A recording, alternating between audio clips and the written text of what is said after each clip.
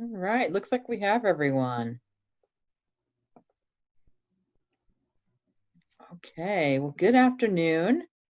I hope you're all doing well. I do want to check in with everyone about a couple of things, and then we can kind of get into today's material. So, the first check-in I'd like to do is just see how you're all feeling about the material so far. In other words, are you feeling like there's certain pieces you wish I would review, which maybe I can make happen today, or maybe I can prep for it and make happen next time if that's what you'd like? Or are you feeling like the pace and everything, you feel like it's so far going okay? So maybe I'll poll you on that rather than that way it can be kind of anonymous, if it'll let me. What? No, maybe not. Okay. So I'm gonna make it anonymous. There we go. So we'll make this question so far so good. And we'll do yes, could use some review, or not so much. Okay, so now if it'll just let me ask you guys. So I was kind of prepping for today and just wondering how everything was it's all well and good to keep going with the material, but not really if it's not going well for you guys. So I'm gonna launch this poll.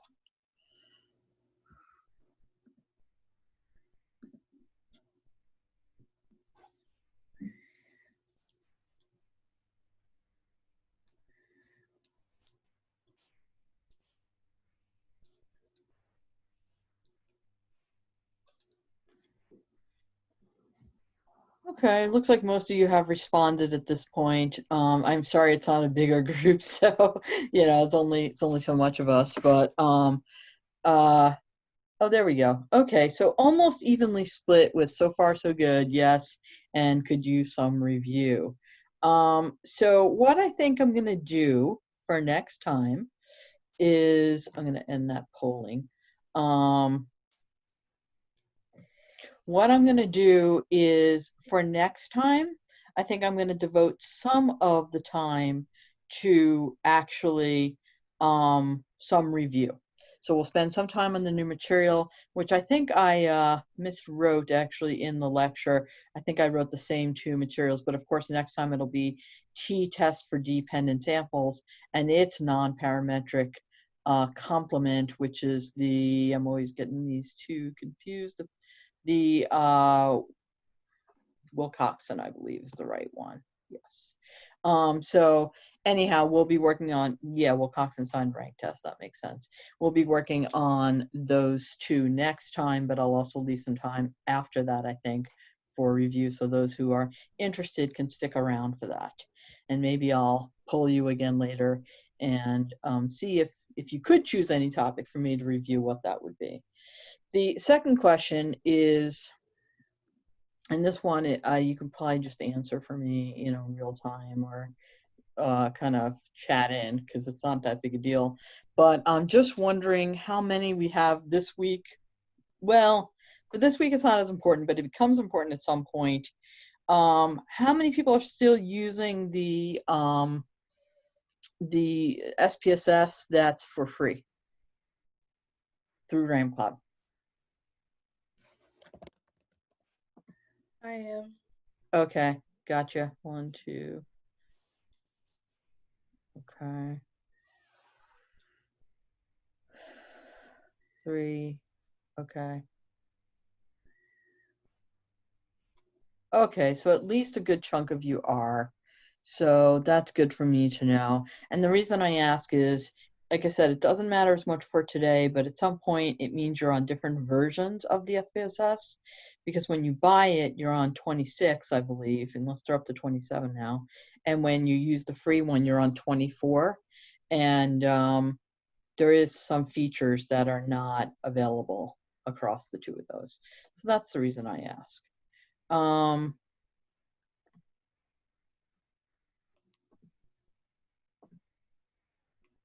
Why isn't this showing for me? Maybe because it wants me to go here. Okay, very good. Yeah, so I neglected to update this, but I will update it for you guys. It's, like I said, it's the dependent samples instead for next time. And then for your homework, I didn't assign anything for this time. I was hoping you would, and it sounds like some of you did take the time to go through and review some SPSS if you felt you needed that. So you're going to be this time working through about 4 practice exercises that I'll give to you later today using SPSS. So I'll give you the data. You won't have to enter any data. And basically what you'll do is you'll be getting some practice using the independent samples t-test and the Mann-Whitney U-test. Okay, so that's, since that's basically the goal, that's the best thing I think to give you practice on. And then of course, next time will be our t-test for the independent samples article. So if you remember, there are 2 things posted there with that article, and that is the one you fill out if you are presenting, and the one you fill out if you're not presenting. So of course the not presenting is a little bit shorter. So for most of you, that's the one you're filling out. And for the presenter one, you're filling out the other one. In terms of presentation, I know that'll be our first one. So people last semester put together kind of these little short PowerPoints. I thought that was very effective. You don't absolutely have to do that, but it's a good way to approach the task. If you want to talk to me offline about that, or whenever, you know, during break or whatever, please feel free to do so. I'm happy to give you some pointers and anything that you may want to know. Hopefully that'll be helpful. So any other questions or concerns before we get started into today's material?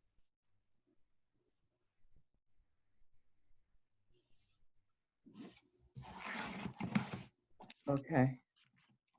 If there is, just chat in. I'll catch up with you. Other than that, let's kind of take off and talk about the t-test and the Mann-Whitney U-test. And we have some cute icons to go along with some of this. So to compare 2 groups of continuous variables, you're going to run a t-test or a Mann-Whitney U-test. I'm just going to move this. There we go. Okay. Oops. And the basic idea, keep skipping. Sorry about that. The basic idea is that you have 1 score for each person. You're comparing 2 groups of people, and each set of scores is from an entirely different group of people. Classic examples are treatment versus control groups, males versus females. And of course, we could have other genders, but then we would be on to an ANOVA or a different type of test. But these are classic examples that people have used. Okay. So we're comparing 2 groups of continuous variables, and we're determining if the mean from one group is statistically significantly different from the other. Okay, so this one, t-test for independent samples, is probably somewhat familiar to you. You know, I suspect it comes up in literature, and you may remember it from your previous stats classes or what have you. So I suspect this one is somewhat familiar to you. So we have our 2 groups, and we're comparing the means. Did one group significantly outperform the other? That would be, again, if you're looking at a one-tailed hypothesis, right? When we're talking about, is this greater than this? Is this lesser than that? If we're just asking if they're different, that's a 2-tailed hypothesis. Okay, so just make sure you have those one-tailed versus 2-tailed kind of separate in your mind. So in this case, we might follow this example of looking at control versus pet therapy. Okay. So you might be wondering, like, what happens in a study, because this does happen in studies, if someone starts off in the pet therapy group and then says, oh, I really decided I'm really afraid of dogs and this isn't working for me, and I'm going to switch over to your control group. Or vice versa, you find someone in your control group who needs the help so badly that you decide to convert them into the pet therapy group.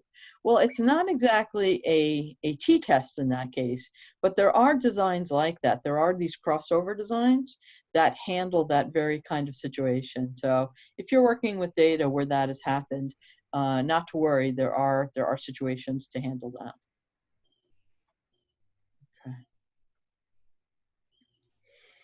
And in this case, we're looking at an example where participants are recruited to determine if pet therapy is effective for reducing stress in those diagnosed with acute stress disorder. We have our control group, we have our pet therapy group. We're going to assume everything is nice and perfect here, and no one switches groups. And that is one of the assumptions for a t-test, that these groups are independent of each other.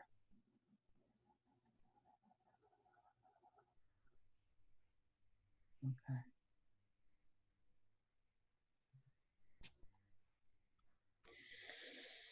So in this hypothesis, what we have here is I'll start with the alternative, or the H1.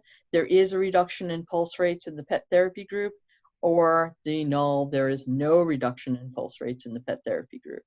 And if I wanted to keep it with not, I could have just said there is not a reduction in pulse rates. But I think you get the idea that all I've done here is added the word not or no.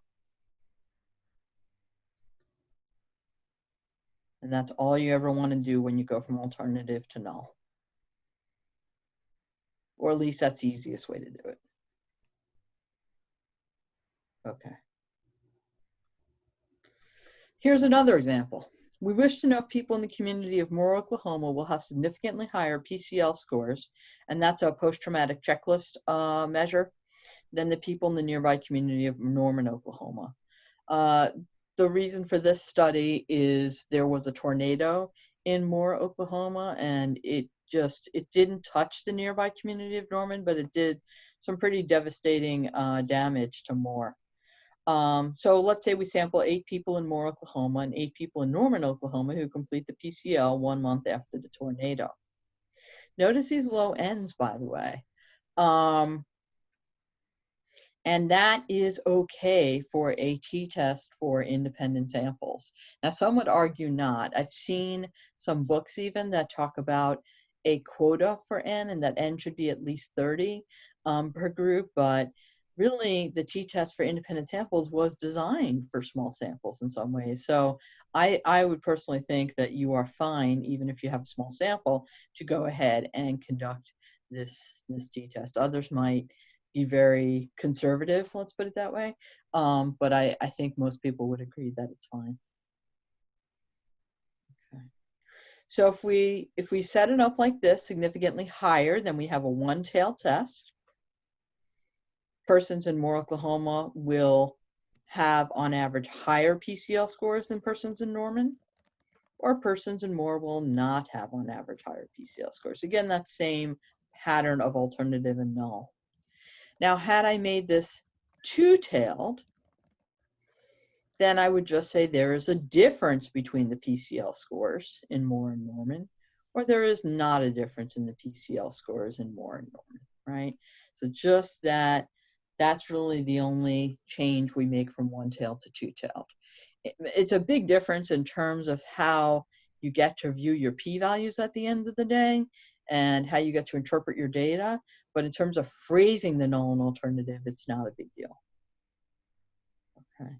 So now let's jump in and look at our pre-test, or I should say our assumptions checklist, because these are all of the assumptions for the t-test. And you're checking most of them, before you even run your t-test. There's only one you're checking after the t-test is run. So the first three are design issues, and they're pretty easy to check. You just have to think about what your design is. No calculations, no SPSS, no anything. First of all, do you have one IV with two groups? Okay, so like again, you have an IV that's pet therapy versus control, or Moore versus Norman, Oklahoma. You have one continuous DV,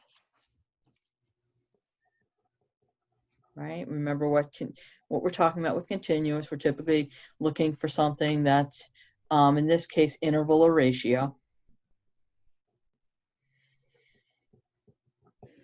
And are our groups independent?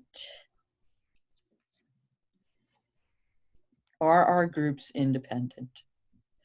And so, for example, if someone in our study moved from Moore to Norman after the tornado, and then, you know, we wouldn't have a clean study necessarily, we would have a problem with our t-test, right? If they were in Moore at the time of the tornado and then moved to Norman afterwards, that could be problematic.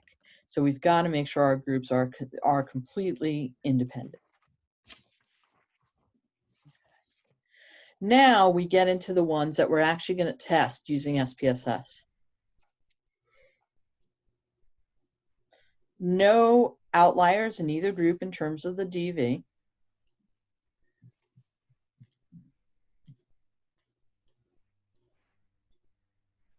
So remember what an outlier is it's an extreme value. So we don't want to see an extreme value in the Moore group or in the Norman group. And we also do want to see normality in both groups. So when we're looking at PCL scores or post-traumatic checklist scores, we want to see normality for both the Moore group and the Norman group. Now, you might be wondering, how could you possibly get normality if you have such low sample sizes as 8 or 10 or something like that? Well, it's not, it probably won't look normal to your eye, but there are tests that can be run that show whether you have significantly deviated from normality. So the t-test is pretty robust. It's pretty good with violations of normality as long as you don't go too far.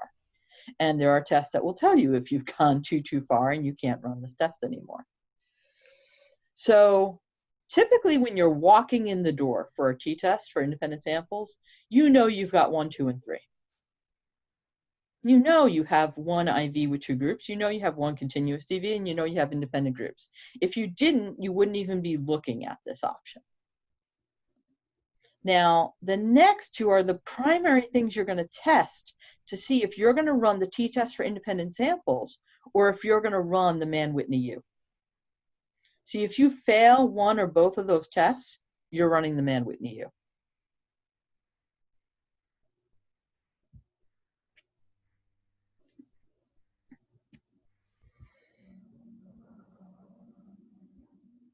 So let me say that last part again. If you fail one or both of the outlier and normality tests, you're on to a Mann-Whitney U. And then finally, homogeneity of variance. This one is a fortunate one because even if you violate it, you still get to use a t-test. And it's a t-test with a kind of funny name, although everyone just calls it a t-test. So it's just that you use slightly different numbers in the output. That's the only thing that changes. You're going to use slightly different numbers in the output. So we don't worry too much about that. We look at it, we make sure we report the right numbers, but at least we don't have to run a different test if we violate that assumption. Okay. At any point you have questions, please feel free to chat in or let me know. Okay. All right. So let's look at outliers. How do we find out about outliers? So What I'm going to do, let me just give you a little preview here. I'm going to go through, I'm going to show you these slides that I have that kind of show you where on SPSS you would click on different things. I hope this is helpful. I can always, I have then an exercise for you guys to do later. If that doesn't work out, I can always do one by hand and show you that way. So let's try this and let's see what you think. So we're going under Analyze, Descriptive Statistics, and Explore. Analyze, Descriptive Statistics, and Explore. And some of you tried this out last time with the data set that I gave you.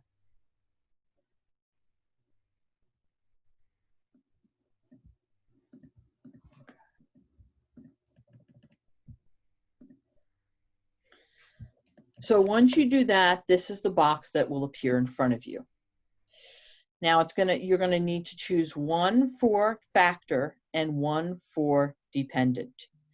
The dependent one is your continuous one. It's your DV. It's your dependent variable. It's your outcome. The other one is the one where you have the two groups. Your factor is the one that you have two groups.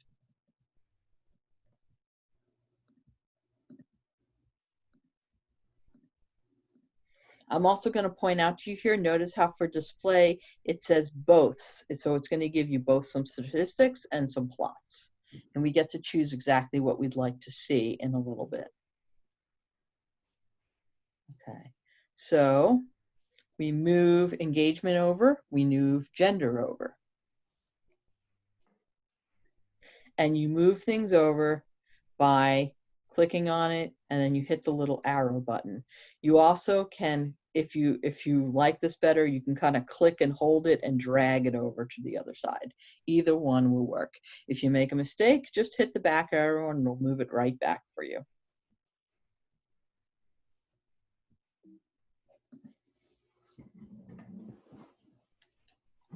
Okay.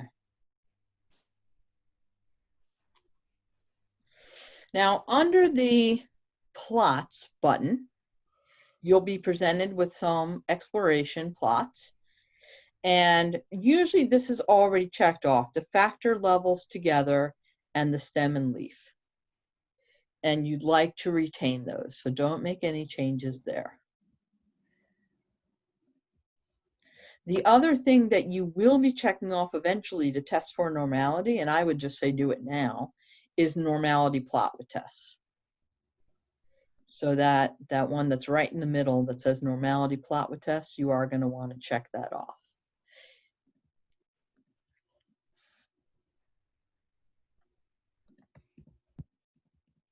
Okay.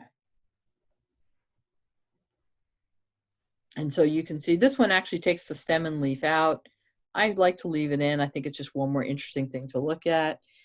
Technically, I guess you're okay if you don't have it in there. Box plots you do need. Those are really important. So make sure you keep those. And make sure you do your normality plot with tests. Okay. If you do that, you will probably generate an output that looks like this for the box plots. What you're looking for is a little circle with a number next to it or a little asterisk with a number next to it. If you don't see these, you're good. You pass the outlier test.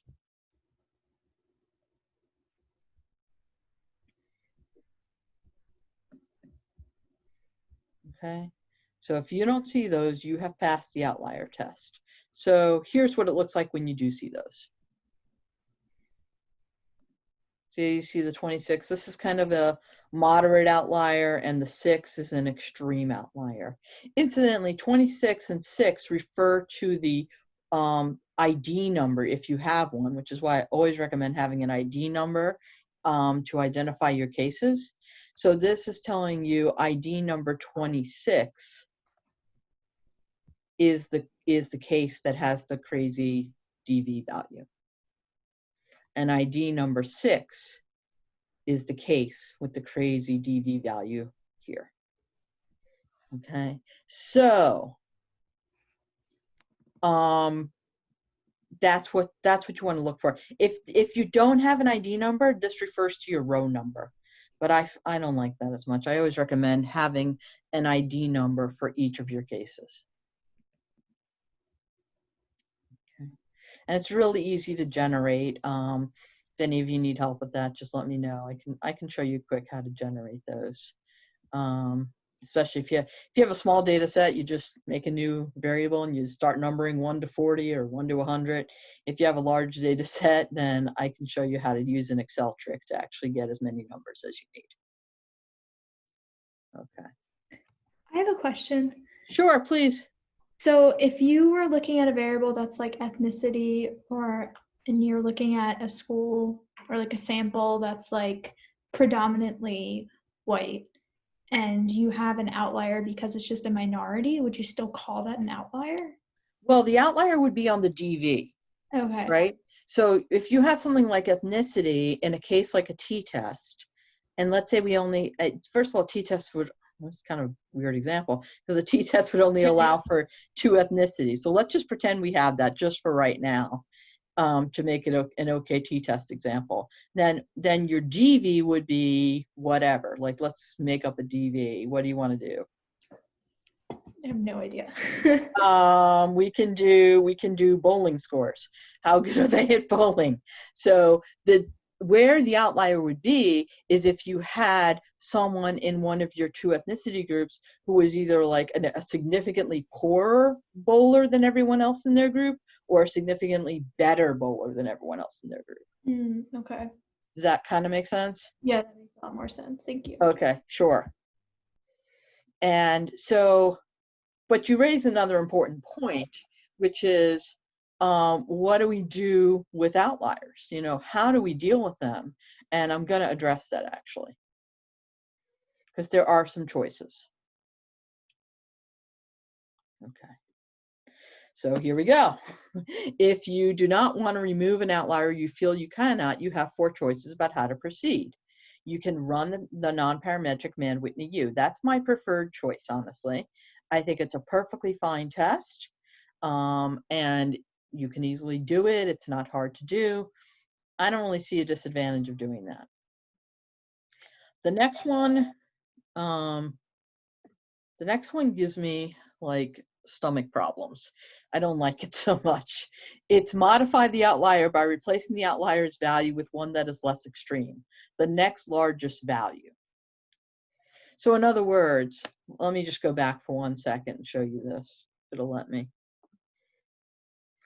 I would just take this 26, whatever it is. Let's, this is actually, what's the number? Around 6.5. I'd say, oh, okay, whatever the largest one is here, I'll just make it 1 more than that. I'll move that outlier in. I don't like doing that. I think that's not fair to the data. I don't think it's a good representation. You can transform the dependent variable, which is something I'll talk to you a little bit later about. I don't love that option, I'll be honest. The reason is, the data came out in a certain way for a reason, and technically you can try to modify that or change that so that it will then have a nice normal distribution and things will get closer together. But I think I'd rather use the data as they come. The last option I don't mind too much if you really want to do that, which is include the outlier in the analysis anyway. And sometimes what people do is they include the outlier and do it both ways. I'm going to do the analysis with the outlier in, and then I do the same analysis with the outlier out. Now, if that makes no difference in your results, you can argue the outlier made no difference. And I think that's fair.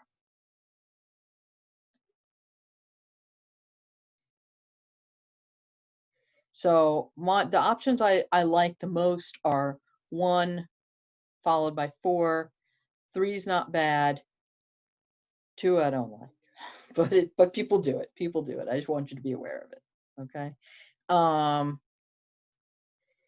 Okay. So those are some other ways to deal with outliers. Okay. Yeah. Okay.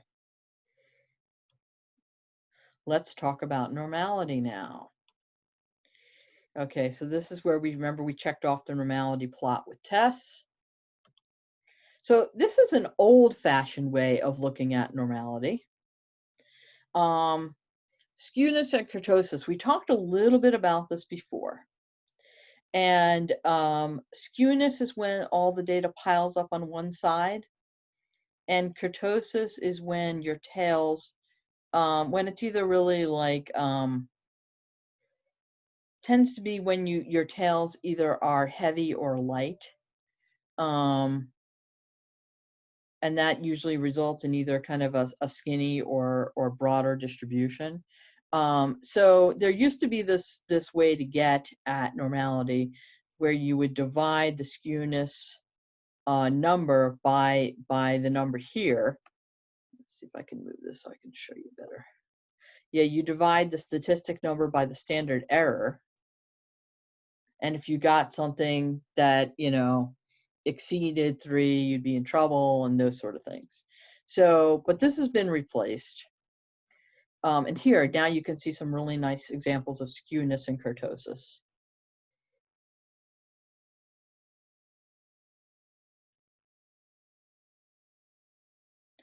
And that's one of the properties that can really throw something off from being normal, as you might imagine. These don't look very normal, I would say, right? And this is, of course, positive skewness because the tail goes to the right, negative skewness because the tail goes to the left, positive kurtosis when it gets really thin, negative kurtosis when it gets really wide. Okay. So if these are our values for, if this is how control and pet therapy looks, I know they don't look great, but actually that's really not bad in terms of normality. So here is how you actually test for normality in the modern day. You look at either the Kolmogorov, I can never pronounce the Smirnov test, or the Shapiro-Wilk. I like the Shapiro-Wilk just a little bit better. They're both fine, but I like the Shapiro-Wilk just a little bit better. And so I'd recommend using that one. And what you're trying to look for here is if your p-value is greater than 0.05. If it's greater than 0.05, then that means you passed normality.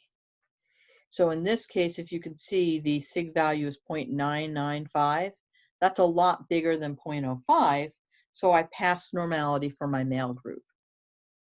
Here you see 0.647, also a lot bigger than 0.05, so I passed normality for my female group.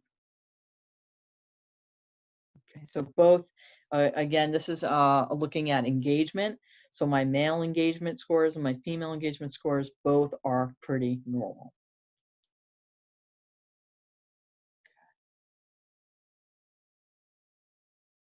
All right.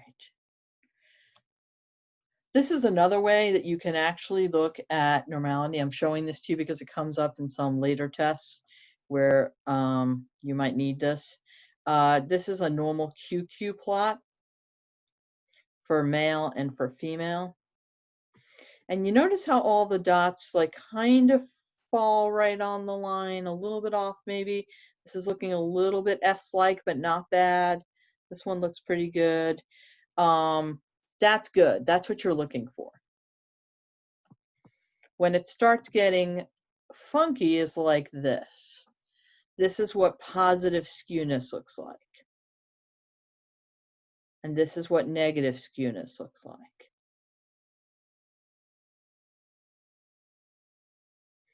And positive kurtosis looks like that little S I was mentioning before.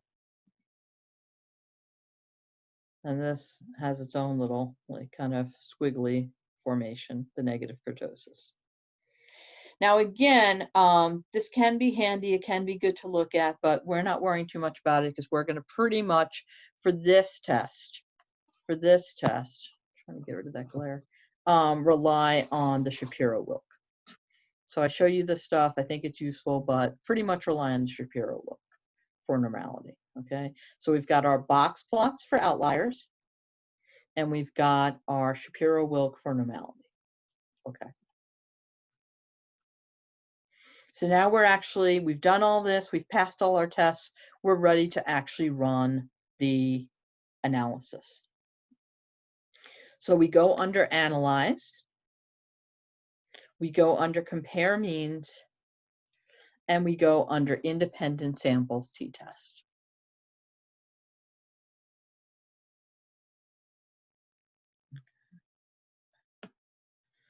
Now there is a second way to do this too. And it's because of this weird relationship between the t-test and the f-test. I don't know if you've heard about this before, but there is a very interesting relationship between the two. So you can technically run the same test through a one-way ANOVA.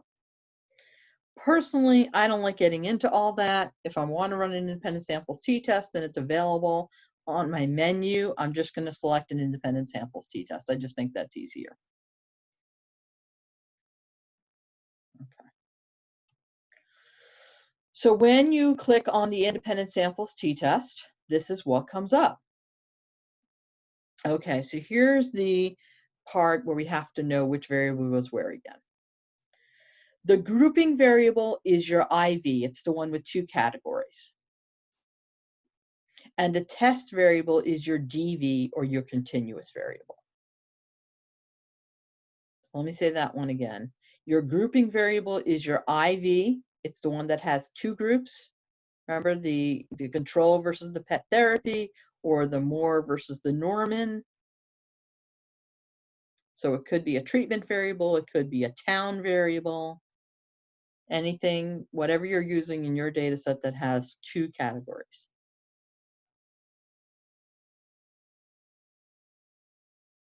Your test variable, again, is your dependent variable or your outcome variable. It's that continuous one, in this case, grade.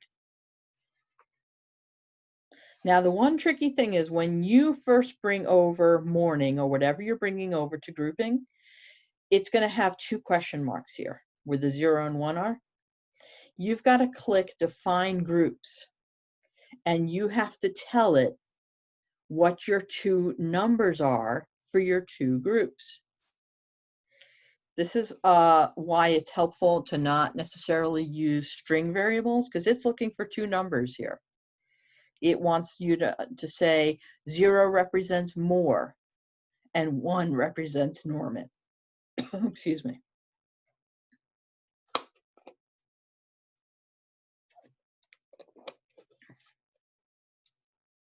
Or it wants you to say that 0 represents control and 1 represents pet therapy.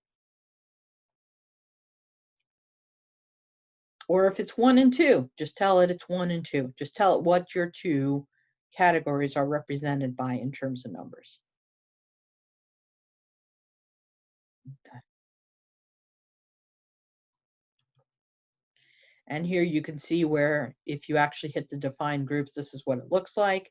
And here's where you enter your 0 and 1.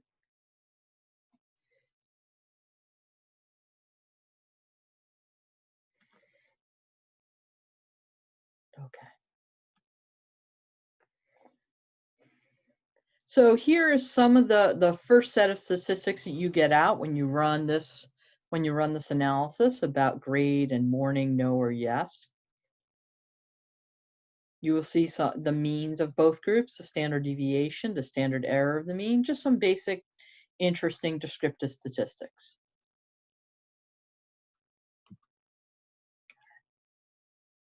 Then we get, and here it is again, this time we're looking at control versus experimental, mean, standard deviation, standard errors. And beneath that, you will see here's the independent samples test proper. Now remember, there's one assumption we haven't checked yet, and that's homogeneity of variance. So let me tell you where this assumption is. It's right here under equality of variances. Now, if that seems a little bit unintuitive, maybe let's think about the idea that homogeneity means the same, right? So we're looking for same or equality of variances. So if we're looking for homogeneity of variance, it makes sense it would be located under equality of variances. So here's our number, 0.074. Here's the test. If you are greater than or equal to 0.05, you pass. If you are less than 0.05, you fail. Now remember, I said the consequences for passing and failing is not as big this time. So in this case, it's 0.074. 0.074 is bigger than 0.05, so we pass. This means we use the top row of values. And you can see our top row of values has a t-value of 2.835, a df of 5, a sig or p-value of 0.036, and some confidence values, some 95% CIs over here to the right.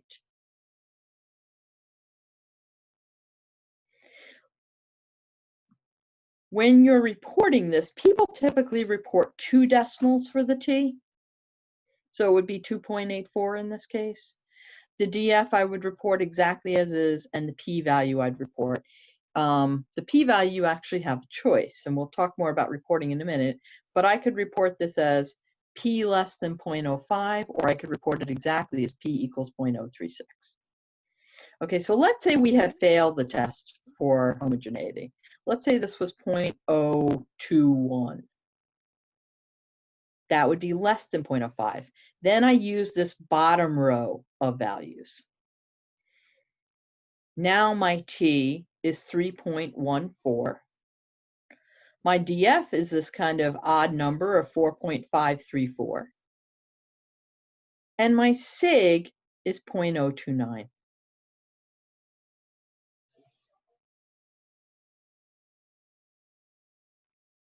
Once again, here are my 95% confidence intervals. Okay, so if I pass, use the top row. If I fail, use the bottom row. And remember, I pass by being greater than or equal to 0.05. I fail by being less than 0.05. Okay. Now this is the other approach. I'll just show it to you real quick, but like I said, I would just stick with the way that I showed you initially. But you could go ahead and go to compare means, and instead of independent samples t-test, you could choose the one-way ANOVA. If you do that, your factor becomes the group, or becomes again your independent variable, the one with 2 categories, and your dependent list becomes your continuous variable, your DV, your outcome. On the options menu, do you click off descriptives and homogeneity of variance test? Click continue. And here is where you would get your homogeneity of variance test. Same rule, you want it to be bigger than 0.05. And here's your actual result for the control versus the pet therapy, 0.009. I guess I didn't mention anything about the p-value yet and what that exactly means, but basically it depends on your alpha. You always want your p-value to be less than your alpha, whatever you set your alpha as at the beginning of the study. Now, most everyone sets their alpha at 0.05.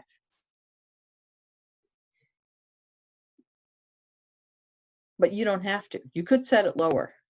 You could set it at 0.01 or 0.001. Remember, it all relates to the type 1 error and how willing you are to make that false positive error.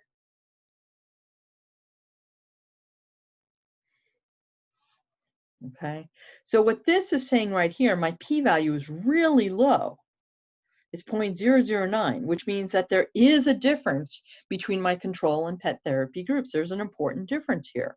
And I'm just going to assume we were looking for a difference and looking for a two-tailed test. So great, this is 0.009. This is really saying I only have a 0.9 chance of making a type 1 error, which is pretty nice and low. Okay. And then if I refer to the, yes, I see a chat coming in, give me one sec. If I refer to the means, I can actually see which group got the higher mean. So it looks like the pulse rate for my pet therapy group is lower than the pulse rate for my control group, right? Because up until here, I didn't know which one beat the other. Well, it turns out here I can see. Now, again, I would just talk about differences if this was a two-tailed test. Okay, let me answer the question. Let me say something else. Oh, we got two. Okay. Oh, okay, I guess we're okay. All right. Okay. All right, so okay. So here we have our 0.009. Now, let's say for fun that this had been a one-tailed test, that you had claimed, because you knew a lot about pet therapy, and you had said that the people with the pet therapy at the end of your study would have lower pulse rates. Okay, you made that claim at the outset of your study. That means this gets to be even lower. That means your chance of making a type 1, assuming that you got this in the right direction. Now, if this came out in the wrong direction, if this number was 89 as opposed to 79, and it came out in the wrong direction, you can't make any claim whatsoever. You're done. You do not reject the null. But assuming it came out in the right direction like it does here, you not only get to report this, you get to chop this in half. So it's 0.0045. So now there's only a 0.45% chance of you making that type 1 error, as opposed to a 0.9% chance. So that's one of the nice. Now this seems like trivial here, right? It's 0.009. Let's say it was 0.06. You really need that 0.05, don't you? Because you want to reject the null. Then you'd be saying, gee, I really wish I had made this a one-tailed hypothesis, because then my 0.06 suddenly becomes a 0.03 and I get to reject my null. So again, remember that power of making the one-tailed claim. The risk of making the one-tailed claim is, like I said, if things come out in the opposite direction of what you predict, you're out of luck.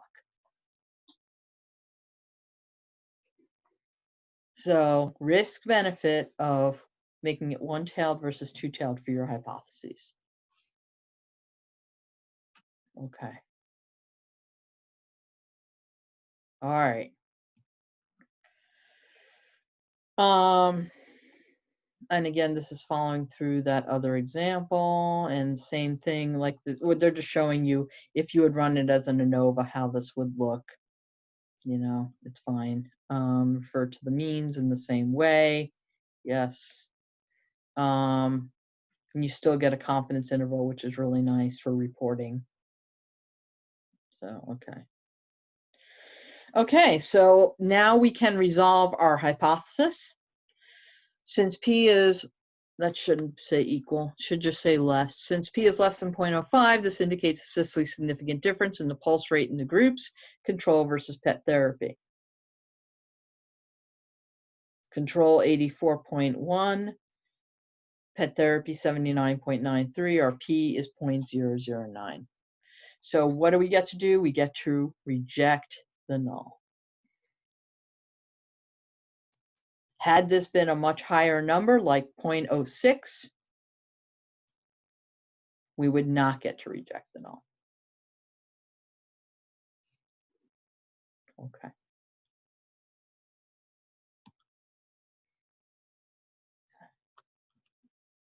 So now let's look at some t-test results.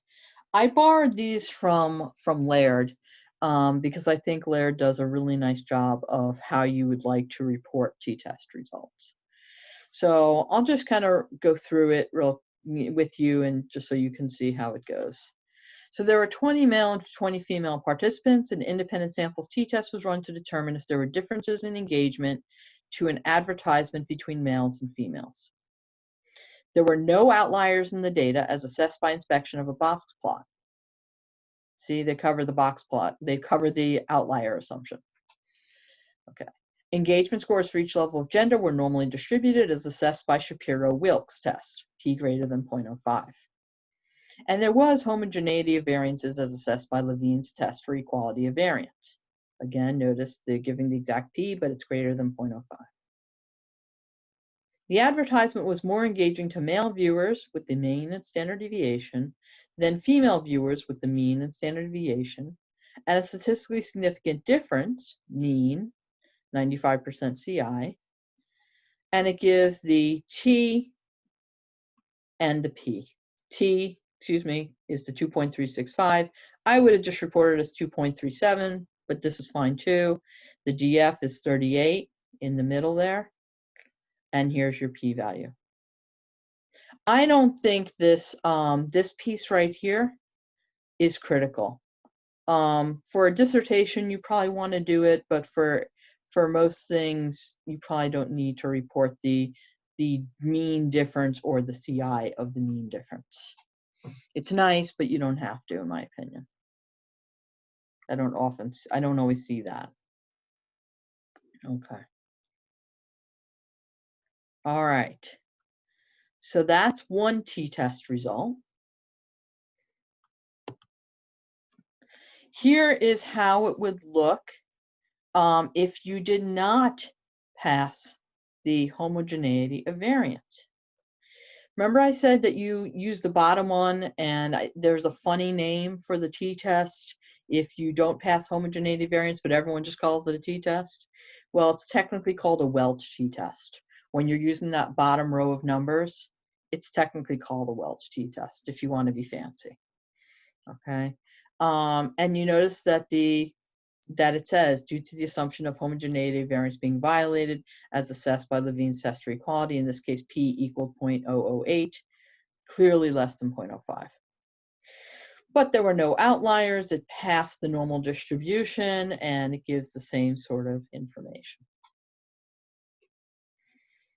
Okay. All right. It's also really nice to do a little bit of a bar chart when you have t-test results, and Laird does describe very nicely. It goes through how you actually run and do a bar chart. We can talk about that more too if you like. In fact, let's just take a quick look at Laird so I can show you that. Let's see if I have it where it's displayable. Maybe, no.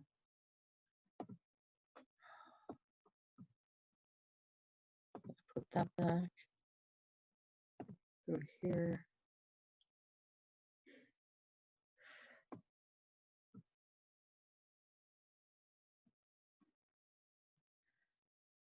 There you are.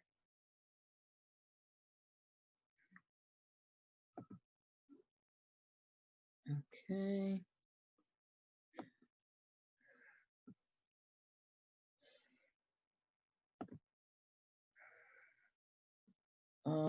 Laird. There you can probably see Laird now.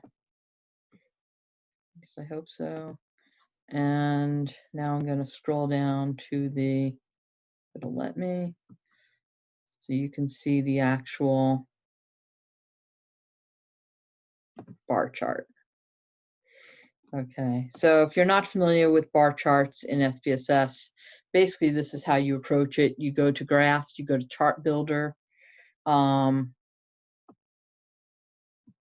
You would choose a simple bar chart, which is on the left side down here.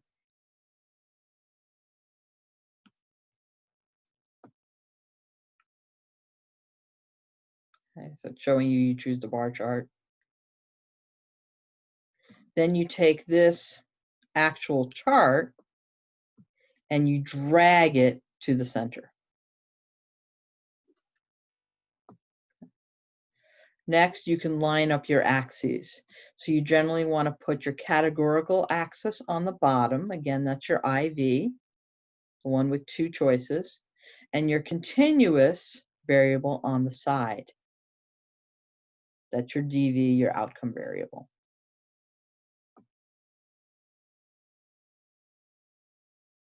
Okay, and this is showing you how you would do that. You can also choose to display the error bars. If you go under element properties, let me go back and show you that again. So here's here where you can edit the properties, and see over here where you can select display the error bars. So you can do that. That's what they had done for theirs. It's kind of nice. Not critical, but nice. Okay. And what else do I want to show you from here? That's pretty much it. I mean, you can set the min and max as well if you find that helpful. You can set the min and max here, again, by going into this. You can use the automatic, or you can make it custom. So if it didn't start at 0, for example, and you wanted it to start at 0, you could do that. Okay. Yeah, that's pretty much it. And then this is pretty much what you would get. You can then, if you like, let's see if it'll let me show you this. Click inside here to change the colors and make it whatever you like. Again, that's kind of a nicety. It's handy to do. I'll just encourage you to kind of, if you want to format a bar chart, like example again for your dissertation or for a project or a poster you're working on, then you click inside it, and then you have all these choices as to all these things you can do. And you can see how they formatted at the end to look like this.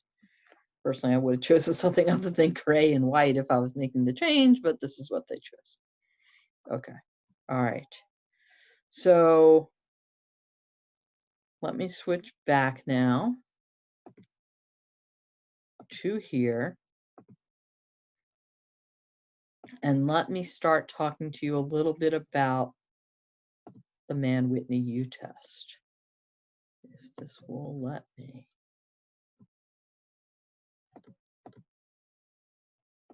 Okay, here we go. So the Mann-Whitney U test, as we talked about, is the alternative to the t-test. And remember, it's when there are either outliers or at least one group has a substantial departure from the normal distribution criteria. So if you fail either the outlier test or the normal distribution test, you're on to a Mann-Whitney U. And here's just showing you, some deviations from normal. Skewed bimodal flat. Okay. Yeah. So if you're in this boat, I'm going to show you how you can do it with the legacy dialogues, but there's actually an easier way to do it as well. So with the legacy dialogues, just in case you have an older version of SPSS and you need to do this, you would go under non-parametric tests, legacy, 2 independent samples. From there, it's looks very similar to the t-test, as you'll see, right? You're going to have your dependent variable up here by test variable list, and your grouping variable down here, your IV, your categorical variable, and you'll define the groups just like you did before. Oops, sorry, I just skipped one. So you click define groups. Make sure Mann-Whitney U is checked off, by the way. That's what you want to run. And for group 1, you enter 1, and for group 2, you enter 2. You click OK. And it pops up with this, including your Z and your p-value. So that's nice. But before I get into the results, I want to show you, and I'm sorry for all the changing around of the thing, but I think it's worth it. I want to show you how it would look in layered with the newer approach, not just the legacy dialogue. So I'm going to flip up here. switch you over to the Mann-Whitney U. There it is. And I will say this gets into a couple of things that I think are a bit beyond more than what we need here. Something I would recommend again for dissertation land, but not necessarily for just kind of everyday use. Again, if you're dissertation land or a publication or something like that, but not necessarily something you have to do all the time just for practice. Let's put it that way. So this time you go analyze non-parametric tests, and as opposed to going into the legacy dialogues, you go straight into independent samples. And then you'll see this, objective, fields, and settings.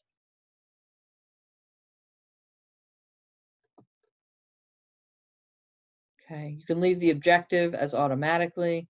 You can then go to the fields.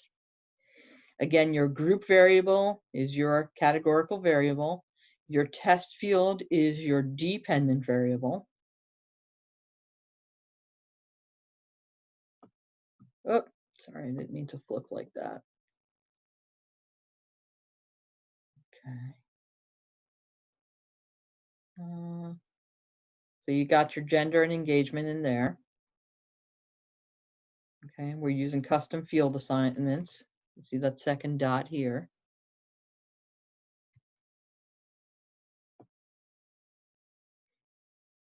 Okay.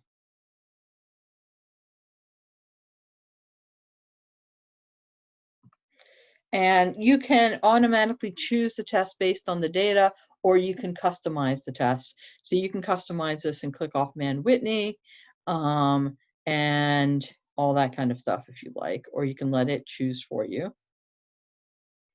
And then under settings, you can also set your significance level at 0.05, your confidence interval at 95, which is typical.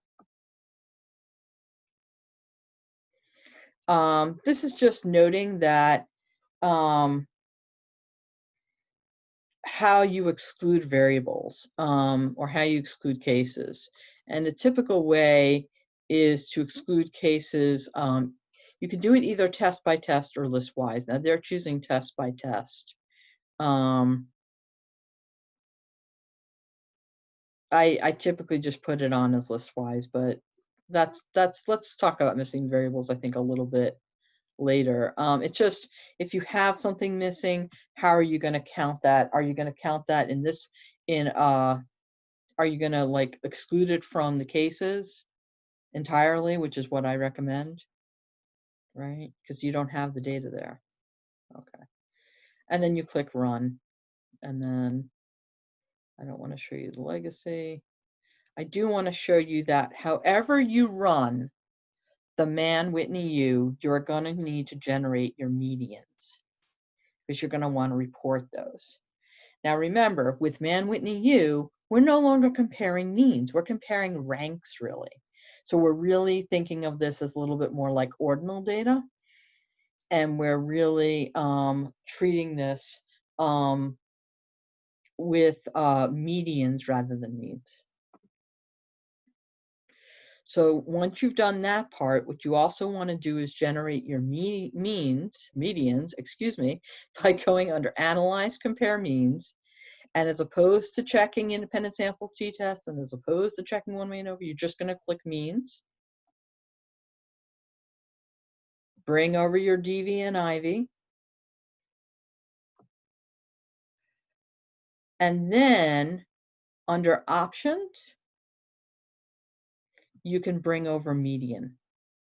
And that's really the only thing you care about. You can leave the rest in there, but the only thing you really care about is median here.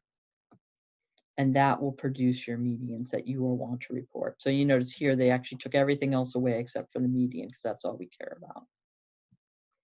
Okay.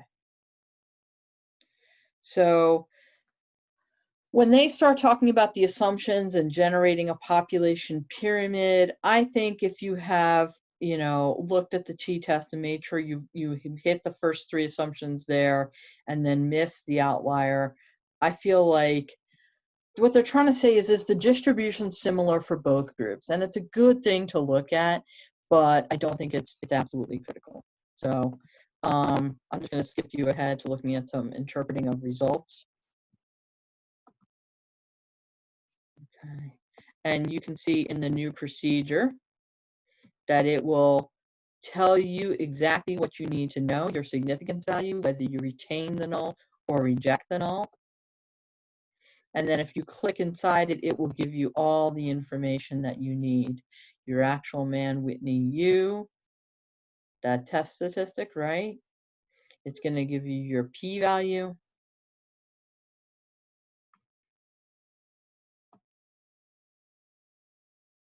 So you pretty much have, oh, excuse me, and the standardized test statistic. Right here, that's your Z. Okay, I should say that again. Your standardized test statistic is your Z value that you might want to report as well. Okay. Okay. So pulling that stuff all together, here's how we might do some reporting of this. A Whitney U was run to determine if there were differences in engagement score between males and females. Distributions of the engagement scores for males and females were similar as assessed by visual inspection. Engagement score was statistically significantly higher in males, median, than in females, median. And then we go ahead and report the U as was given, the Z, as I pointed out, and the P. Okay. All right. Or if it didn't come out significant, you would still report it as you would just start the same way and then say it was not statistically significant between males and females, U, Z, and P. Okay.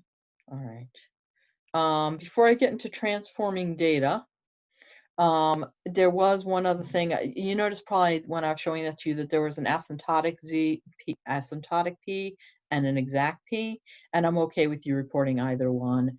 Probably the exact P is a little more exact, but either one is really okay. Okay.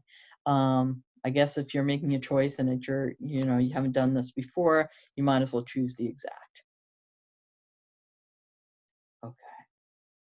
So I just have a little bit more I want to say, and then we will take a break. Okay. So I think a break probably sounds pretty good. So I just wanted to say a few words about transforming data, because that was one of the options that we had when, if we don't get normality, if we have outliers, we can transform the data. We could do a log transformation, which is when you take a log of each of your values. That will help reduce positive skew. You could do a square root transformation, taking the square root of every value. Also reduces positive skew, and it can also stabilize your variance. You can do a reciprocal transformation, take 1 over every one of your numbers. It reduces the impact of large scores. This is a way to get rid of some outliers, right? This transformation reverses the scores, and you can avoid this reversing by doing this transformation. Okay, all right. So here's a log transformation. Here's how that looks. See how it made it much more normal.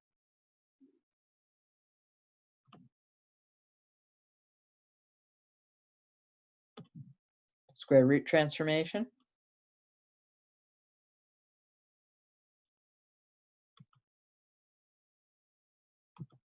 Reciprocal transformation.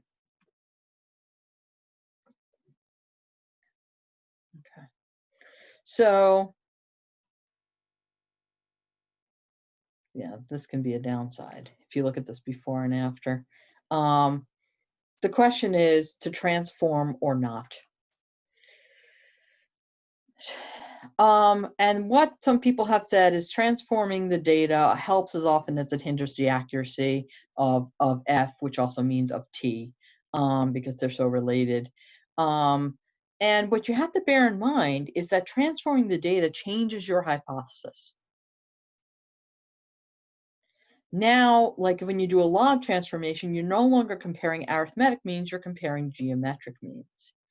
So I feel like it gets kind of complicated to transform and kind of complicated to then, people sometimes transform and then keep everything else the same. And that's not really the best way to transform. If you're going to transform, you got to go in the whole way and work with everything the way it is. In small samples, it's tricky to determine normality one way or another. So does transforming really help? Maybe not. And yeah, the consequences for the statistical model of applying the wrong transformation can be worse than analyzing the untransformed scores. So as you can probably tell from my inserting this and talking about this the way I am, I prefer to leave data more pure, leave them as it is, and use the appropriate statistic to just deal with that, rather than trying to smush it into a normal curve or remove outliers in a way to do those kind of things. So I prefer to just use the data as it is. Okay. So let's take a break. I will stick around if you need anything, but let's take a 10-minute break and then let's come back and talk about how you can get some practice using this. Okay? All right, I'll see you in 10.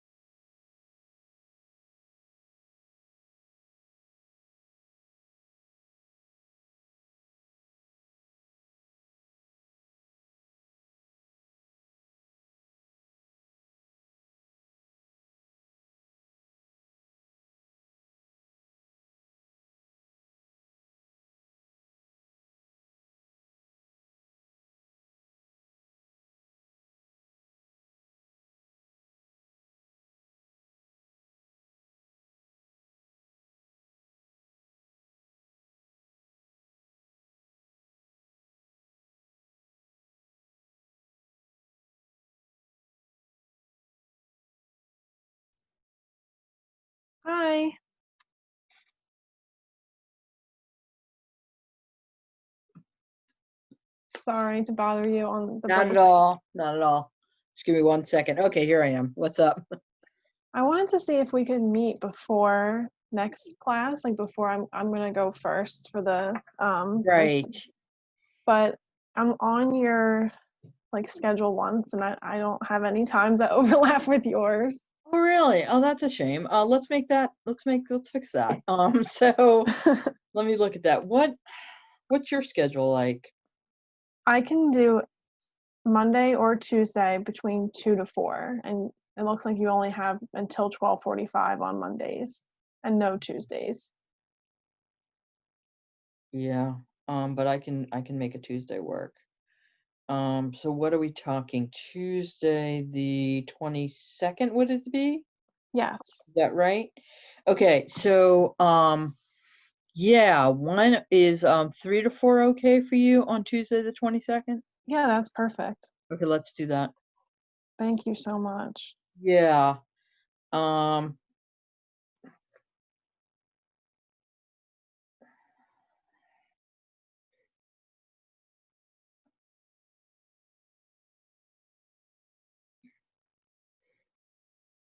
and that's from 3 to 4. Okay, yeah, I have you in my calendar.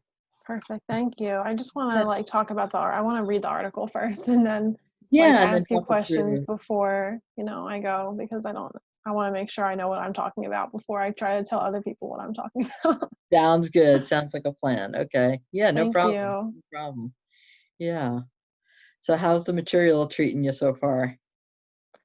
I mean, like I don't know, it's hard to say because I feel like I won't know until I actually have to like Try it do it. out. Like it yeah. Okay. Like I want to ask questions, but I don't even know what questions to ask. Like I don't really Okay. know what I don't know yet, you know? Yeah, and that can be a problem for sure. What I'm gonna do next, and I hope this is helpful, is give you guys an opportunity to work with some data and try and go through one of these just like we did in class, and come up with a little results section or something, or just come up with some results even if you don't write it or something, to see how that feels. So hopefully that will help out in figuring out if you're feeling good about it or not. Yeah, I think that's perfect. And I do like the pace that you're going and like how you started from like the bottom pretty much. Like what are different variables? Like I think that was really helpful. Oh, But I good. just don't know. Like when I was reading through like the layered stuff, like I had to keep going back to make sure like I knew what was a continuous variable. Like I have to keep like Yeah, going back and reminding myself. gotcha, gotcha. No, that's understandable for sure. Yeah. Okay. Yeah, but I feel pretty good so far. I feel like you're going at like a really good pace. I don't feel like you're going too fast, and like I definitely feel like I can ask you a question if I can think of one. Right, right. Well, good, good. I'm glad to hear it. I'm glad to hear it. How are your other stuff coming along this semester? I know it must be so crazy as a grad student in a PsyD program to be online. Yeah, it's really rough this semester. It's just like there's so much to do. I feel like there's more since we're online. I feel like everyone's like, since we're online, we have more time. Like, whereas like before, it would be like, okay, well, you need time to eat your lunch in the middle like of two meetings. Like now everything's like back to back to back. Like Oh, no, there's no like breaks. Like there's no like time away from the computer. Like my eyes and my head are killing me from staring at the computer. I know. I know how you feel with that. Yeah, my eyes have really been getting to me too. I'm thinking about investing in some of those like blue tinted glasses that they talk about that are supposed to help reduce eye strain. Yeah, I have some. I have them like somewhere around here, but they reflect so much that like I can't use them when I see clients because they're look like you can see that like your face in my like they are really reflective for some Oh, reason wow. more so than regular glasses. So I feel like it's hard to wear them when you're on Zoom because everyone can just see themselves in your glasses. Well, that's good to know actually before I invest in them. I did not. Yeah. So there Wow. needs to be a better alternative because like it's not healthy for anyone to be looking at the computer for this long. I know. I know.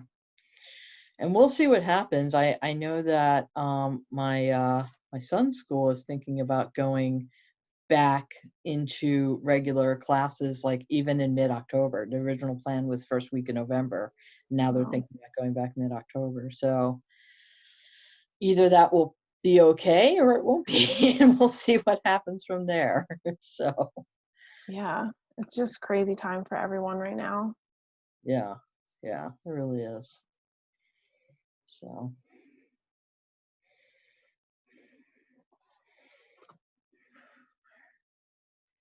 how are you guys doing? Yeah, okay. So far so good. All right. Looks like we're at, I don't know if everyone's back yet. Looks like some people are coming back. Yeah, okay. I think we're mostly back. So here's oh, we have it. Okay. 1 second. Oh, okay, great. Thanks. So here's my idea for what I wanted to spend the rest of the time on. I have in D2L, I placed 2 data sets there. And one of them is data set 1v1 and one of them is data set 1v2. And the idea that I had is that you would work through them using layered, right? Or using my notes, whichever you think might be more helpful. And you can go in teams or you can do it by yourself. I really don't, I think sometimes working together on these can be really helpful. I usually encourage people to kind of work in teams, but it is up to you. And I'd like you to kind of work through and just see how far you can get and how it goes to test the assumptions. Like, I just want you to try and test assumptions, do an analysis, hopefully interpret your results and see where we land. If anyone is feeling particularly like, I definitely am not ready to try that on my own, what I'll do is I'll set up some breakout rooms again, and I'll let you guys go into breakout rooms. But if someone wants to stay in the main room and work it through with me together, I can stay in the main room and do that too. But I'm gonna encourage you, if you're feeling like you can dip your toe in the water and take a stab at this, I probably would encourage you to do that. So what I'm going to do now, okay, what if how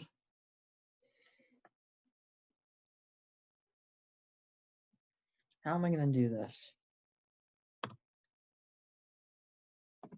I don't know yet. I'm working on it. I created 4 breakout rooms so that 2 of you could be in each room if you wanted to.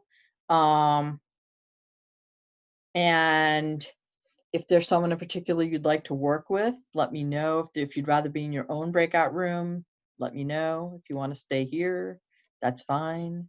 How about if I just open the breakout rooms and you either go in them or you let me know what you'd like to do? Okay. All right. I'm going to do that. So I'm opening the breakout rooms. And like I said, if you'd like to go join the breakout room and try these problems, that's great. If you want to hang out here, or if you'd like me to set it up differently, just let me know.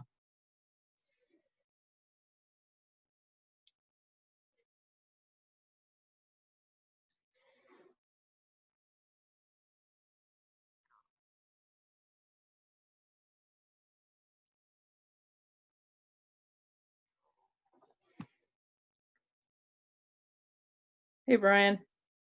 Hello. Could you possibly help me through this? Because I'm not fully comfortable. Like I did it last week, but That's fine. Yeah, definitely that's need a why I left refresher. it like this so that Okay. we could do that. Let me just check in with Chica real quick and see if she wants to go to a different breakout room. Okay. You won't be joining her, okay? So just give me 1 minute. Sounds good. Okay.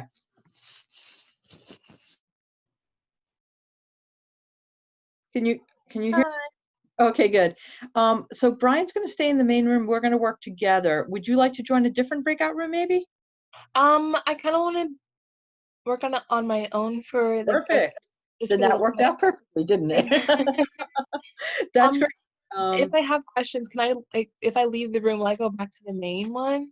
Yeah, or you could Okay. just, you could send me a message that says, oh, please come to this room. She wants help. Okay. So I can send a chat to you still, even if I'm in a breakout room? Yes, you can. Oh, that's so cool. Okay. Yeah. Thank you. Okay, sure. I'll be in the main Thank room. you. Okay. Hi, I'm back. Okay. Okay, so let me go to where I have my data real quick. And you said it's on D2L? It is on D2L. Do you see it? Where is it on there? Let me go to D2L instead. Okay.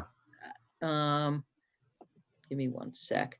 So if you go under D2L for this class and you go under content and then you go under data sets, do you see that? Let me go full screen. Yeah. Table content. I think I can share this with you.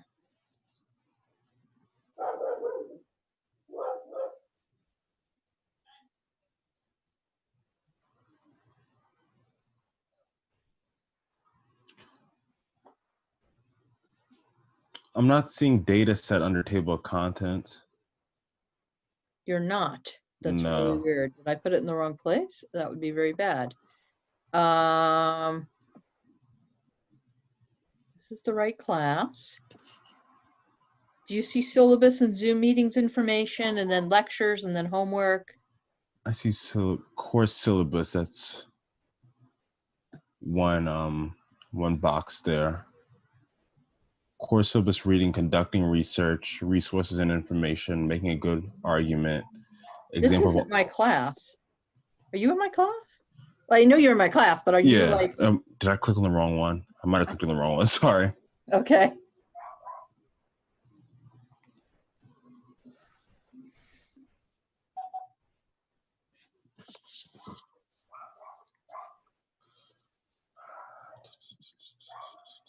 So if you click Oh on, yeah, I see data sets now. Sorry about that. okay, no problem. So I'm going to start with data set 1. If you want to do the same, that's great. Okay. Let me download it to SPS. Yeah.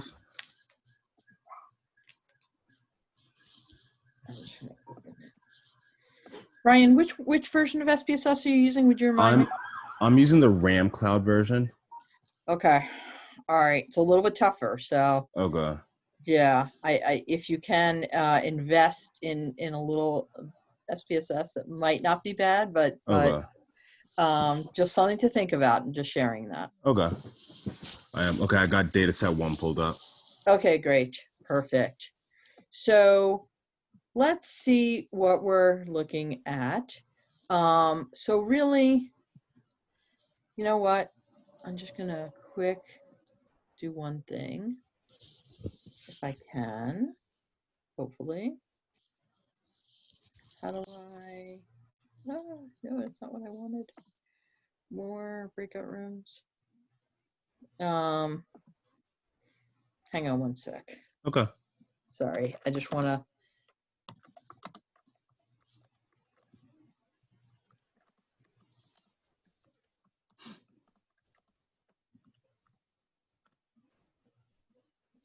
Okay, perfect. I just wanted to send a message to everyone because it may Okay. not have been clear what to use for what. Okay. So what we're going to use is, and you can see from the values, I'll just show you real quick, that for this particular data set in sex, all we have is male and female, 2 categories. Yes. That looks good for an IV. This one, marital status, has 3, so that's not good for an independent samples t-test. So we're going to use sex as our IV, and then we're going to use skill as our DV. So independent variable is sex, dependent variable is skill. Where do I input that at? Where would you, oh, you can just make a note of it for now, but I'll show you. I'm going to go through this step by step. Okay. Are you able to see my SPSS screen, or did I not make the share right? No, I did not. Sorry. Sure. No worries. How's that? Yes, better. Okay, good. So I'm just sharing that with you. And now let's start from the beginning. So let's go under Analyze, Descriptive, Explore. Oops, Analyze, Descriptive, Explore. Okay. Okay. And then what we're going to do is we're going to put sex in our factor list. like I'm doing, and skill in our dependent list. Okay. You with me? Yes. Great. And then I'm going to click under statistics and say, that's perfect. That says descriptives. Hopefully yours has descriptives checked off as well. Yes. And then you just hit continue. Then I'm going to click plots. Okay. And I'm going to, just for sake of confusion, I'm going to get rid of the stem and leaf.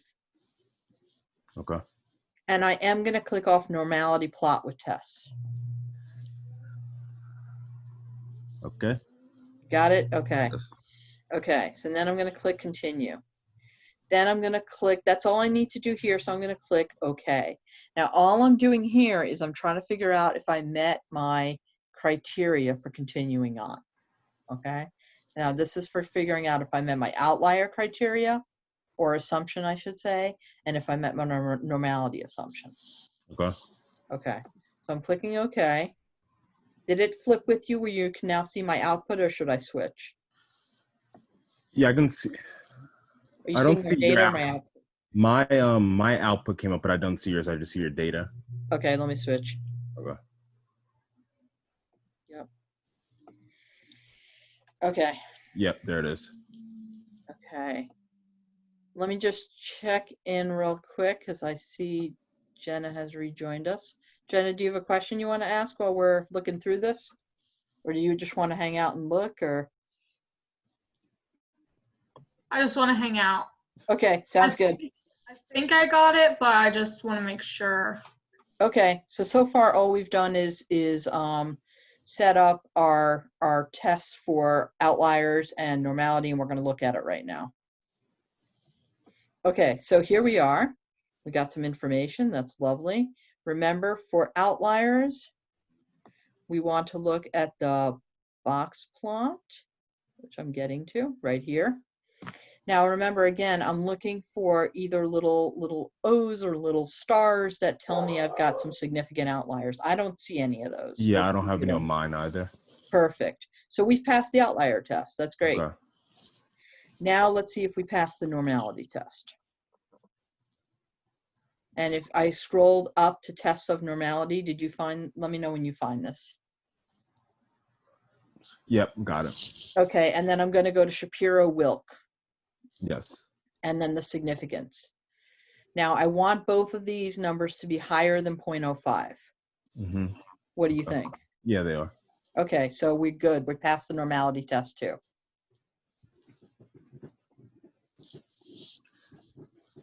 Okay, so we passed the outlier test, we passed the normality test. This means we can run a t-test. Okay.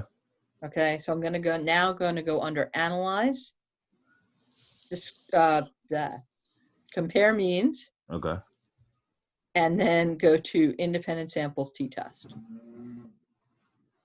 Okay. Next, I'm going to put sex under my grouping variable and skill under my test variable. Now, I actually have a little bit of a problem because I'm not remembering right away what my numbers for sex are. Do you have that? Are they 0, 1, or 1, 2? Do you remember, or should I look? The numbers for sex are the width is 8 and the decimals is 2. Is that what you're referring to? No, under values. Under values, 1 and 2. Okay, so that's good. So let me go back to where I was. Maybe. Come on. Okay, so then under sex for defined groups, I'm just going to enter a 1 and a 2. Okay. You see that? Yep. Okay. You with me? Yes. Okay, so then I'm going to hit continue. And I think I'm good. I think I'm just going to click OK now. So I should get some more output once I click OK. And yes, I did. I got this nice mean for both of them. Yep. And now let's look at my homogeneity variance. Oh, that looks lovely. That's higher than 0.05. You seeing under Levine's test for equality of variances, this number, this 0.158? Yes. Okay, perfect. Greater than 0.05, right? Yep. So then we go across, so that means we can use the top row of values here. So my T is negative 0.982. My DF is 21, and my P value is 0.337. Yes. So how do we feel about that 0.337? What do we think? Is that good news or bad news? Wouldn't that be good news? It's actually bad news Oh, because it's we bad. don't get to reject our null. In this case, we Okay. want the P less than 0.05. Okay. We want the P really less than our alpha. So in this case, it's actually bad news because we don't get to reject our null. So we don't get to say that there was a difference between the males and the females in terms of skill level. Okay.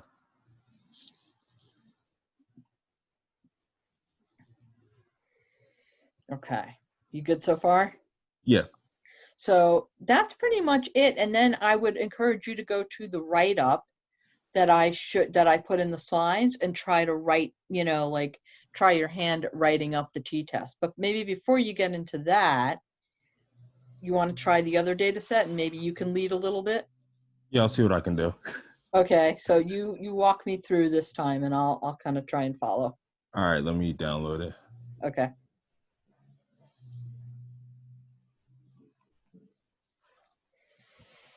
Can you send me to a breakout room? Yeah, of course. Where do you want to go? Wherever, it doesn't really matter. Okay. Sure. I'll put you back where you were. Okay, thanks. Oh, I don't think I have to. I think you can just rejoin breakout room 3 if you'd like to. Do you see that?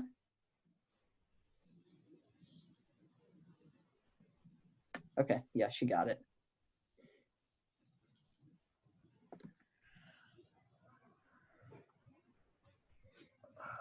I'm about to share my screen. Okay, perfect.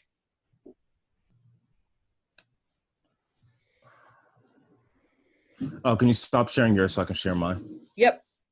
How do I do this? Let's see. Stop share. Got it. Okay.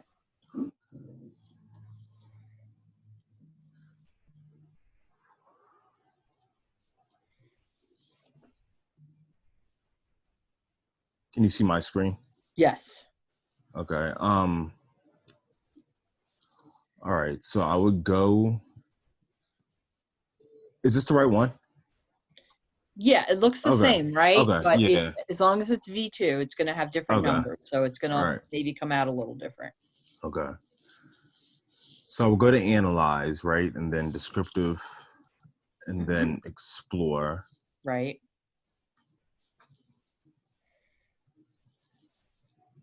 And the dependent list skill would go on that, right?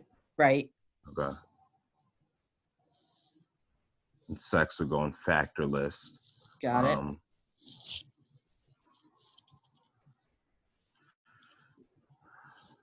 When I keep the confidence interval, like keep that checked, the descriptors. Yep, that's perfect the way it is. Okay. Click continue. Then after that, I forget what I do. I go to plots? Yep, you got it. Okay. And then uncheck stem relief and go to normality plots with tests. Yep, that's right. Okay. Is there anything I need to do now, or can I just click OK? You can just click OK. Okay. All right. Can you see this, the output? I can see your output, but it's kind of like blocked off to the right. Okay. Is that better? Yeah. Okay.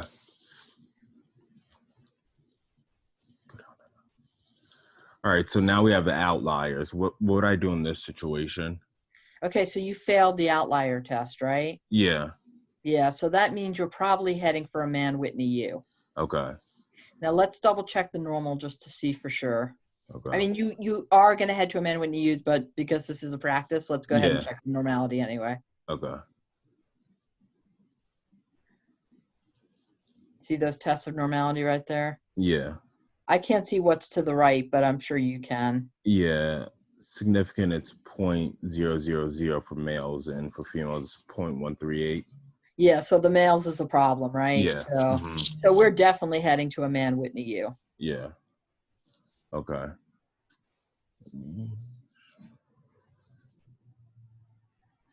Now, what would I do from there? Okay, so now we're going to go under Analyze.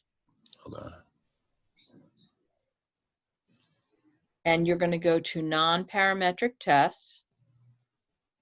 Under descriptive? No, it's all the way down. Keep going. Yep. Oh, I see. Okay. There it is. And then Independent Samples. Okay.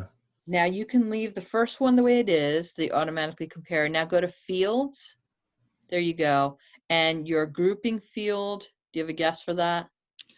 It would be skill, wouldn't it?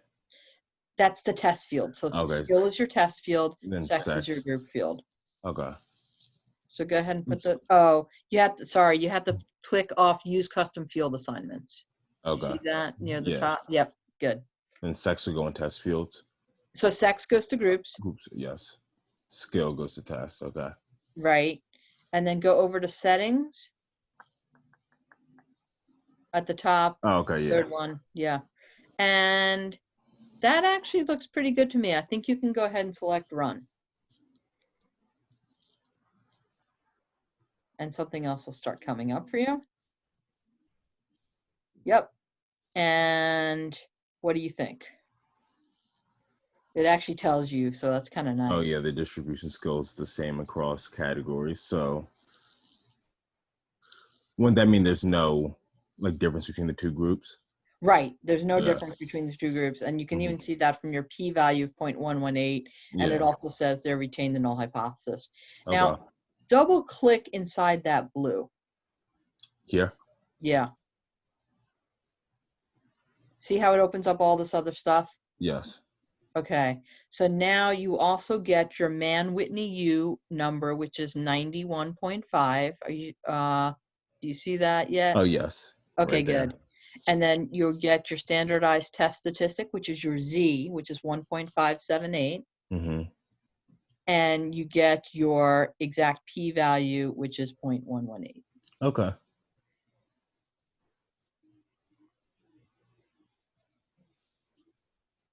Kind of makes sense? Yeah. I mean, I'm gonna keep practicing at this. Right. Okay. Okay.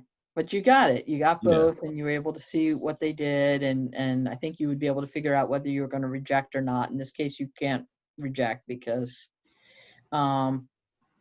this says retain the null. I always say reject or do not reject, but that's just a language thing. So. Yeah, and I think that's what confused me. I think that's where I stumbled with the homework assignments. I always get confused with the language of like rejecting and all that stuff.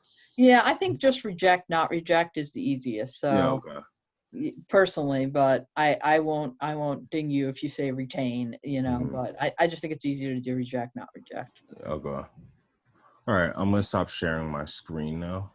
Okay, sounds good. Thank you for your help. Of course. I'm going to check in with a couple of the other, let me see what's going on in my breakout rooms. Oh, some people. Sounds good. Okay, I'm just going to check in and see how other people are doing. Okay. Okay.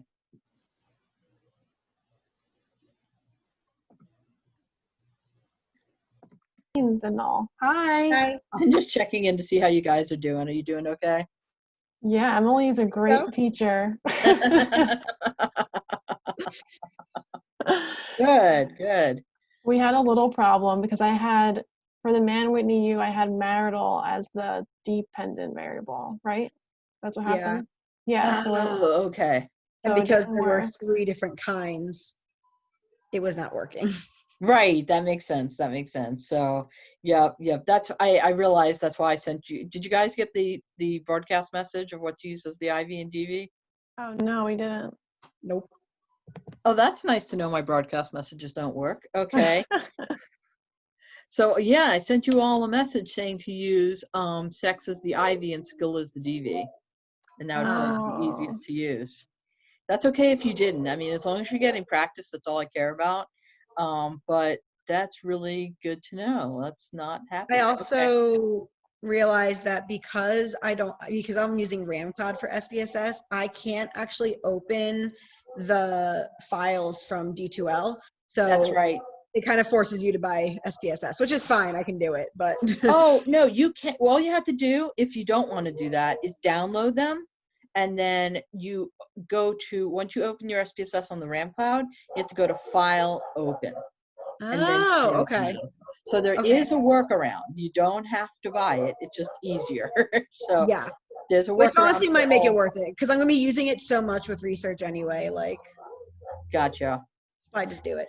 Right. Okay. So entirely up to you. But if you ever need a workaround, just let me know. Does the Okay. RAM Cloud version give you the answers like this? Like it tells you what if you're gonna reject or not. I believe this does when you're doing the Man Whitney U, because it is past version 18. But there is something later where there's something and you have to be past version 24 for it to give you the nice output, and unfortunately the RAM cloud has not updated beyond 24 yet. So yeah. Okay, just wondering. Yeah, sure. Well, I'm gonna go check in on some other rooms. If you guys are feeling super comfortable and you're ready to move on, if there's any questions you want, you could play around the graphs, you can play around with some writing up, or you can be done for today. Any of those options is just fine. Just if you're done for today, then I will be in touch about the homework, and have a good week.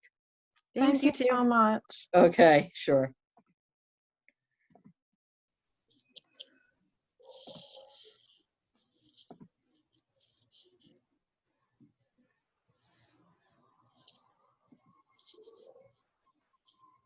Just checking in to see if you're doing okay.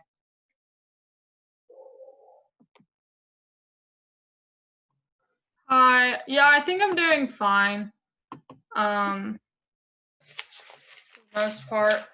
I think one thing that I might have missed is if it's a one-tailed or two-tailed test, when do we divide the p-value in Yeah. half? If it's a one-tail test. Okay, so if it's a one-tailed test and we get that column that's significant, we have to divide it in half and then say if it's less than 0.05? Yes, Okay, so that's something SPSS doesn't do. correct. That's Okay. right. They'll always report for you p-values for two-tail tests. Okay, so, okay. That makes sense. I was just thinking of that when going through. Yeah. And for this one, apparently my broadcast message didn't go through, but I sent one through to tell you to use sex as the IV, and then the skill is the DV. Now it's fine as long as you got some practice, and fine Yeah. however you decided to do it. But you didn't get it either, I assume, right? It's my other No, good I jump didn't in. see it. Yeah, of course. Okay, that's nice to know broadcast messages don't work. So anyhow, hopefully it's been an okay, you've been able to get some experience with it though. Yeah, Yeah. okay.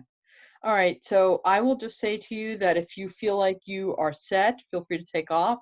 If you want to Okay. play around with writing up or graphs or whatever, feel free to do that too. Okay. Okay, have a good week. You too. Okay. Bye-bye. Bye.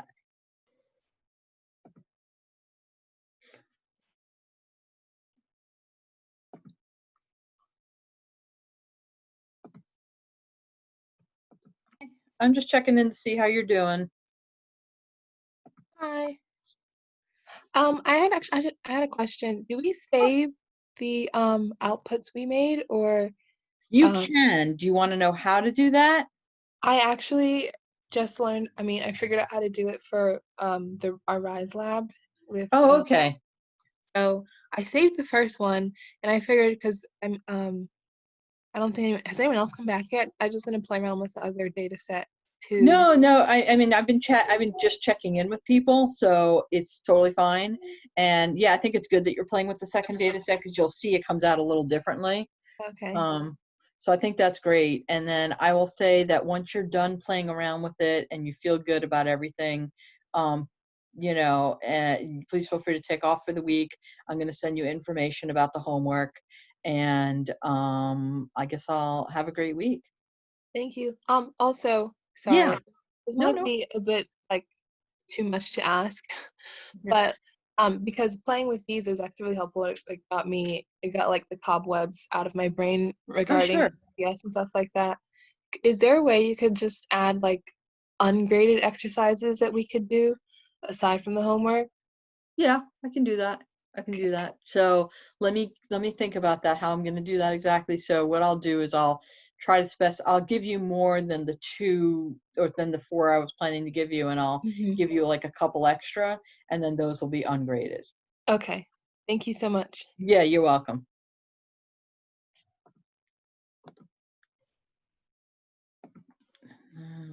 One more to go to. Just checking in to see how you guys are doing. Good. Good, good, good.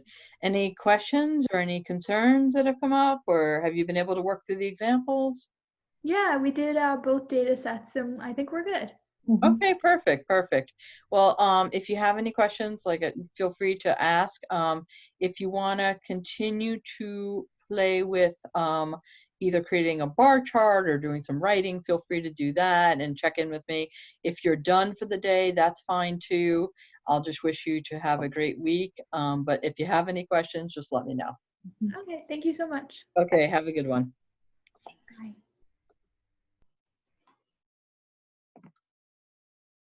Okay.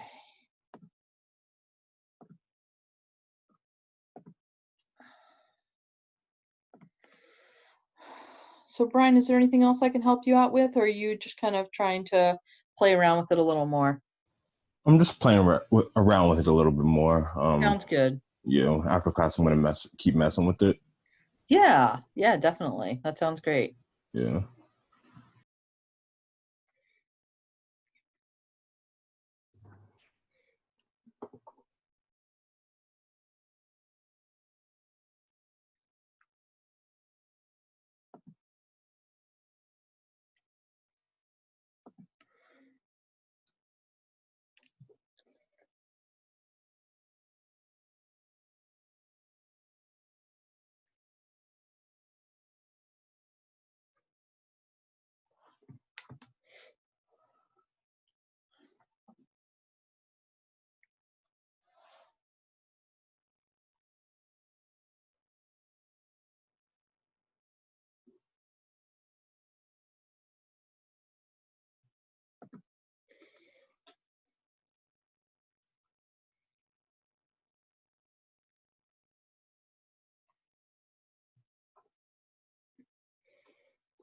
What else do we have to do this evening for class?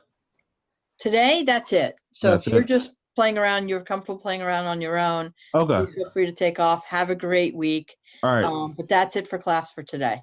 Okay. Yeah, and I know I scheduled a meeting with you for next week just to review this stuff as a refresher as well. Yeah, I saw that. That sounds really great. Looking forward to it. All right. Have a good night. Okay, you too. Bye. Bye.